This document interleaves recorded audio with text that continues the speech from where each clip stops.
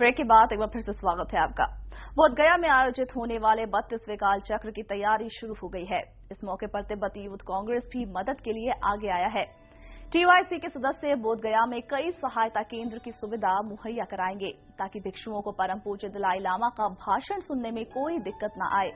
आपको बता दें कि काल चक्र का ये महोत्सव 31 दिसंबर से 10 जनवरी तक बोधगया में होगा, जिसमें भाग लेने के तकरीबन 10 लाख श्रद्धालुओं की आने की संभावना है।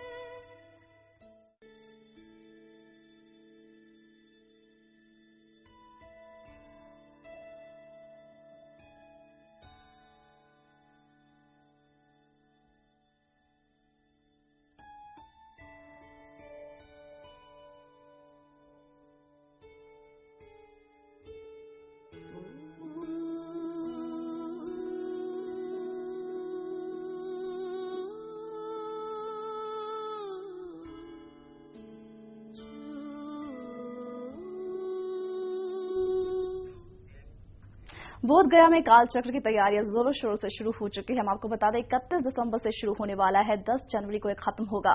काल चक्र की तैयारियां कैसी हैं, आइए देखते हैं एक झलक।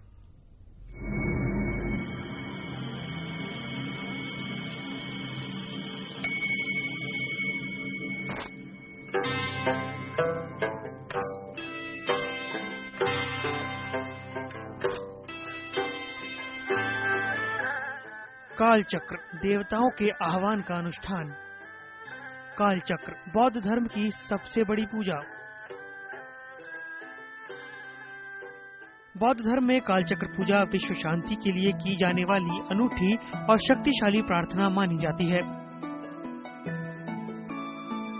और अगर ये पूजा बुद्ध की पावन ज्ञानस्थली बोधगया में तिब्बतियों के शीर्ष धर्मगुरु परम पूज्य दलाई लामा की ओर से संचालित की जाए तो इसका महत्व और बढ़ जाता है।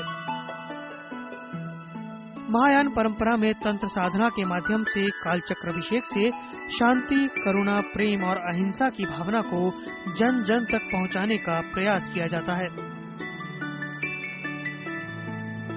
देश और विदेशों में परम पूज्य दलाई लामा ने अब तक 31 काल चक्र को संपन्न कराया है।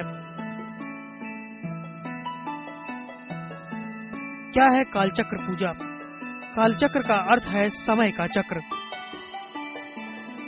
तिब्बती बौद्ध धर्म का ये अहम हिस्सा है जिसे एक तांत्रिक अनुष्ठान भी माना जाता है। काल चक्र अभिषेक में बौद्ध कर्मकांड को लेकर प्रवचन और अंत में दीक्षा शामिल है।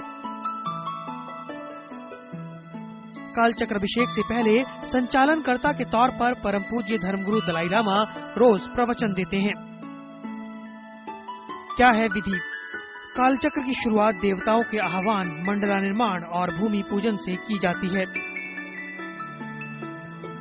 आयोजन स्थल पर एक कुंड बनाया जाता है। उसमें संचालनकर्ता धर्मगुरु की उपस्थिति में दक्ष लामा पानी भरते हैं। उसके बाद तंत्र के प्रतीक मंडला का निर्माण आरंभ किया जाता है। मंडला निर्माण में धर्मगुरु की सहायता दक्ष लामागण करते हैं। मंडला के बाहर धर्मगुरु धार्मिक मंत्र उकेरते हैं।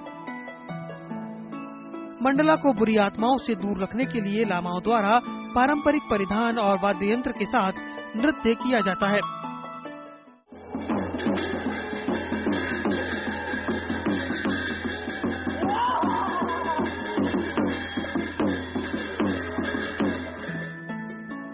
पूजा समापन के पश्चात श्रद्धालु मंडला का दर्शन करते हैं और अंत में इसे तालाब या नदी में विसर्जित कर दिया जाता है।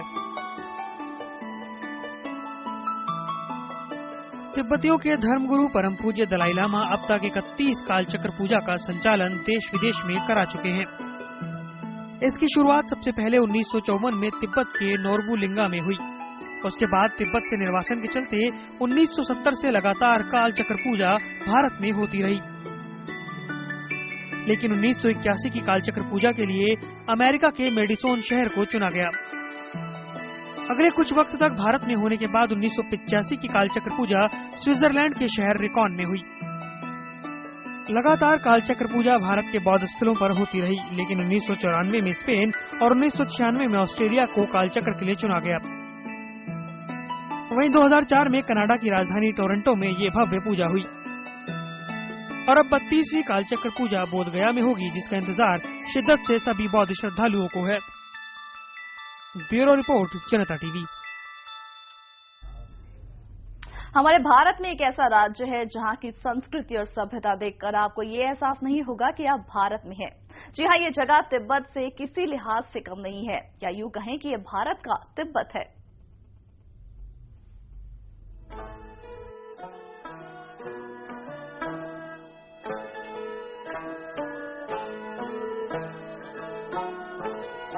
तिब्बत की सभ्यता और संस्कृति की अनोखी झलक देखनी है तो भारत के दक्षिण में बसे बेलाकुप्पी से अच्छी शायद ही कोई जगह होगी।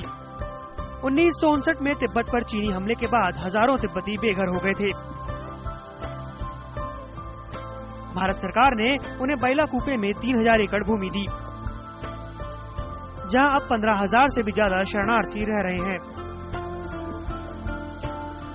तिब्बती शरणार्थियों के लिए हिमाचल प्रदेश के मैक्लोडगंज के बाद बेलाकुप्पे को भारत में तिब्बती शरणार्थियों का दूसरा सबसे बड़ा ठिकाना कहा जा सकता है।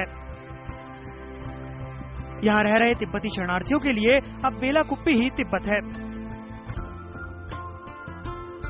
बेलाकुप्पी की सबसे बड़ी खासियत है यहाँ का नोमद्रोलिंग मंदिर।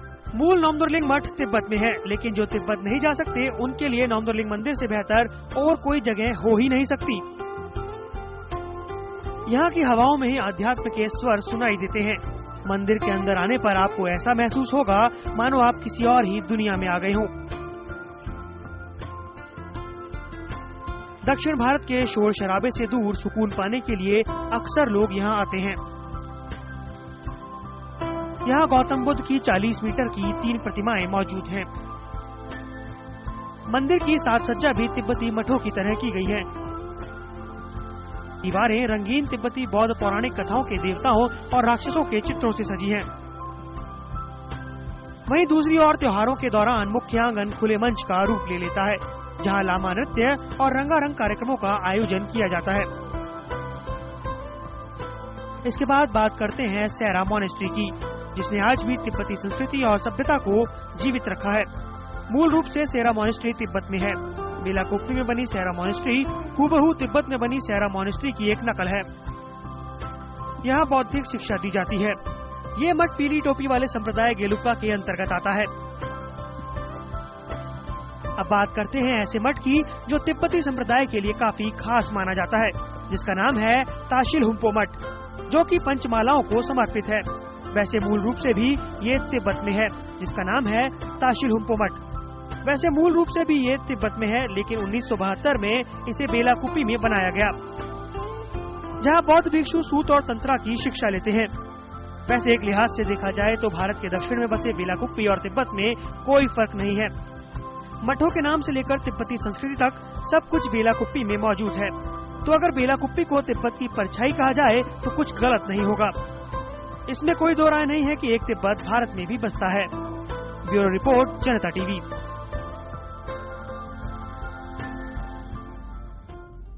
तो इसी के साथ ही तिब्बत लाइव में फिलहाल इतना ही, लेकिन खबरों का सिलसिला जारी रहेगा। आप देखते रहिए जनता टीवी।